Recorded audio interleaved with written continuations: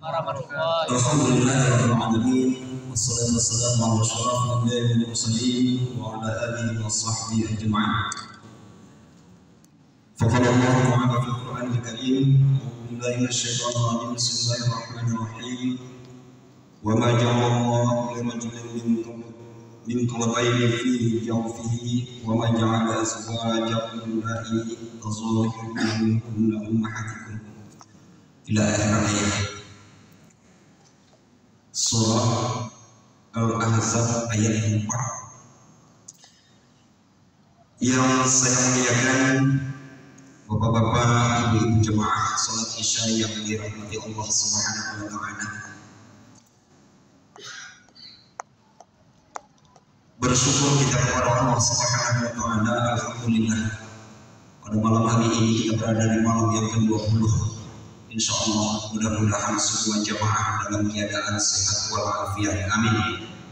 Sehat, sehat, badan sehat, jasmani sehat, rohani sehat. Tapi kalau kantongnya nggak tahu saya. Kata Pak Protokol tadi, infaknya udah menurun katanya, berarti kantongnya kurang sehat. Tapi mudah-mudahan.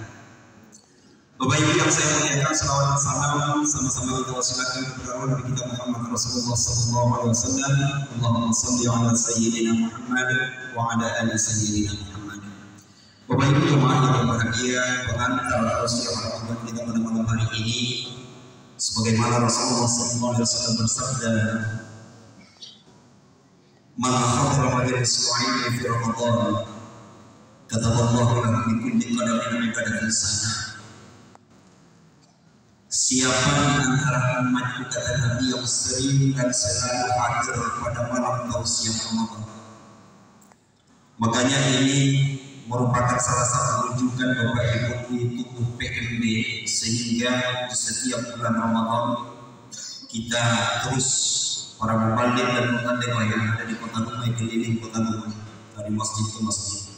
Artinya kata Rasul, apabila kita hadir di majelis taklim di bulan Ramadan ini, setiap satu langkah kita dari rumah kita masing-masing menuju tempat ibadah ataupun ke masjid masing-masing, maka setiap satu langkah itu, kata baginda Rasul, dinilai oleh Allah bagaikan kita beribadah setahun. Bapak Ibu yang saya muliakan, maka beruntung kita yang rumahnya jauh malam ini, Pak. Yang rumahnya jauh malam ini datang ke masjid kita ini beruntung. Berarti langkahnya semakin banyak. Apa kalau kami yang dekat di Pak Ustaz rugi? Tidak. Yang dekat tak rugi dong. Yang rugi siapa? Udah dekat tak apa? Nah, itu yang rugi. Udah dekat tak ada. Nah, baik Bapak Ibu yang saya muliakan, tausiah Ramadan kita pada malam hari ini adalah tentang adopsi anak dalam pandangan Islam. Ini kira-kira adopsi anak ini barang lengkap atau barang baru? Sejak itu sudah ada, Pak. Artinya karena ada di tubuh kita umat Islam ini beberapa keluarga yang mungkin tidak beruntung untuk memiliki keturunan, sehingga di dalam hukum Islam dibolehkan untuk mengadopsi anak. Mengadopsi ini kalau bahasa Inggrisnya adoption, artinya mengangkat anak. Namun dalam hal pengangkatan anak ini, Nabi kita juga pernah melakukan hal ini, termasuk yaitu Zaid bin Haris, itu adalah anak angkatnya. Namun sebelum turun ayat surah Al-Ahzab ayat 4, yang pada ketika itu Zaid ini diberi nama Zaid bin Muhammad, artinya mengadopsi, mengangkat anak angkatnya, dan kemudian dibuat nama bapak angkatnya. Tapi sebelum turun surah Al-Ahzab ayat 4, setelah turun ayat ini, ternyata Bapak Ibu yang saya muliakan, walaupun kita ada mengadopsi ataupun mengangkat anak angkat, ternyata tidak boleh lagi dibuat merupakan anak ataupun bin bapak angkatnya sendiri, tetap bin ayah kandungnya sendiri, termasuk Zaid itu tadi. Setelah turun ayat ini maka berubah namanya Zaid bin Harisah, yang sebelumnya disebut dengan Zaid bin Muhammad. Nah, Bapak Ibu jemaah yang saya muliakan, maka di dalam hal ini berarti di dalam konsep Islam kita boleh mengangkat anak, tapi dengan beberapa syarat tertentu. Nah, salah satu syaratnya adalah anak yang kita angkat itu jelas bahwa keturunannya terlahir dari seorang ibu yang pernikahannya adalah resmi. Nah, harus resmi, Pak. Karena belakangan ini kita temukan sedikit, Pak. Dan mungkin kita banyak tahu, terkadang banyak anak itu yang kita angkat dari anak-anak yang tidak jelas, yang tidak tahu siapa ayahnya. Kalau mamanya tahu, tapi kadang-kadang bapaknya tidak tahu jelas siapa bapaknya. Nah, akhirnya ya saya pribadi sering melihat dan mendengarkan beberapa tahun yang lalu, dan memang mereka bercerita di sana ada anak tapi nggak punya papa, dan ibu itu mau menjualnya. Nah, berarti anak itu jelas secara keturunan terlahir anak itu dari seorang ibu yang tidak jelas apakah dia itu telah diikat dengan yang namanya pernikahan atau tidak. Tapi yang jelas itu kalau anak yang seperti ini biasanya tidak terlahir dari pernikahan yang sah. Maka salah satu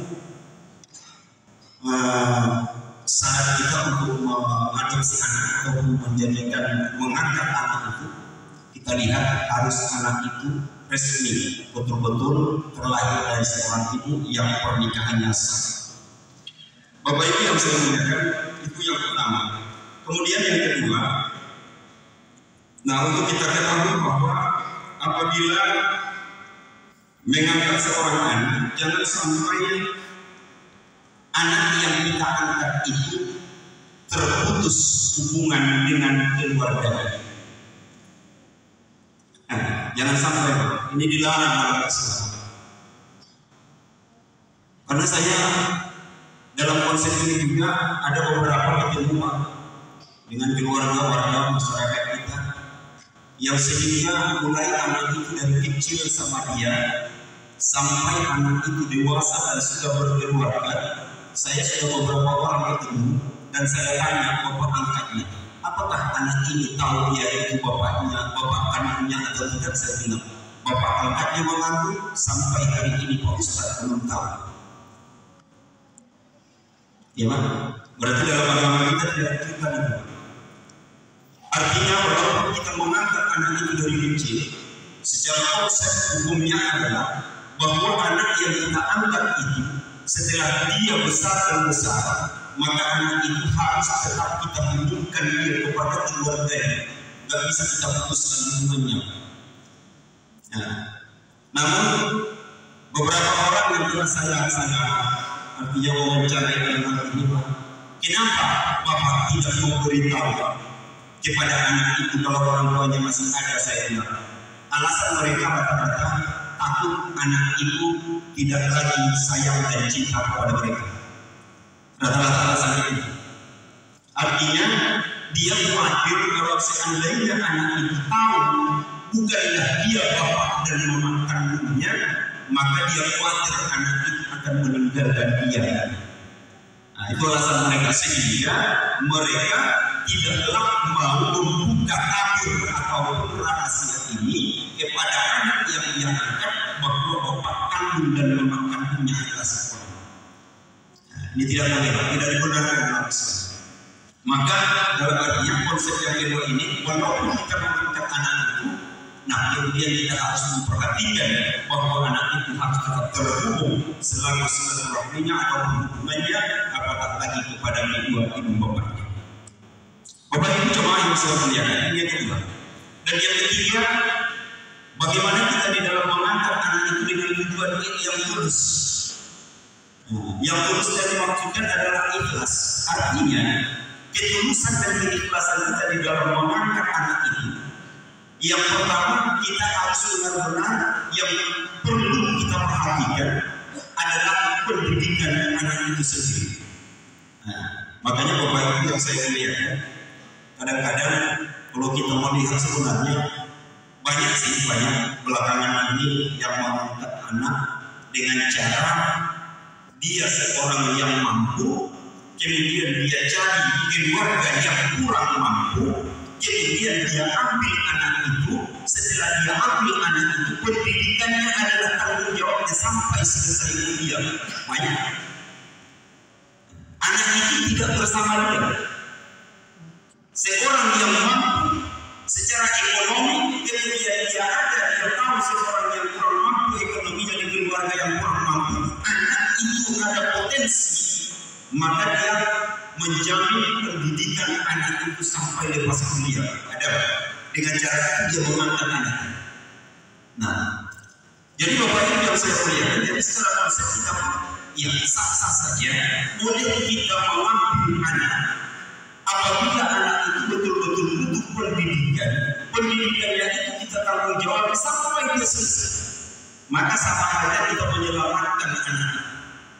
Dan kita tetap namanya bapak angkat daripada anak itu sendiri. Nah, jadi Bapak Ibu yang dimuliakan Allah Subhanahu wa Ta'ala, memang ini kalau mungkin ada, ya tapi tidaklah begitu banyak, tapi ada.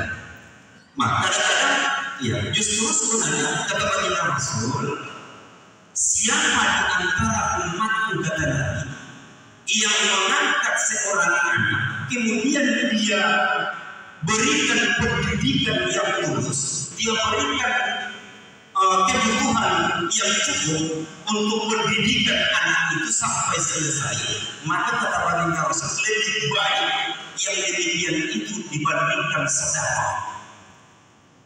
Itu lebih baik Bapak. Artinya anak yang kita angkat tadi betul-betul kita perhatikan pendidikannya, maka kata Rasul lebih baik itu daripada bersedekah. Makanya sedekah ini Bapak Ibu ada 3 tingkatannya.